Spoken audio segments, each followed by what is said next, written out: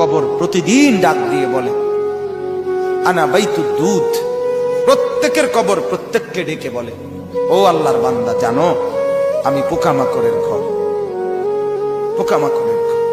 তুমি তো সেই বান্দা যে একটা মশা কানের পাশ দিয়ে উড়ে গেলে তোমার ঘুম বন্ধ হয়ে যায়, চোখ মিলে যায়। একটা মশার গুনগুন আওয়াজ সহ্য করতে পারো না।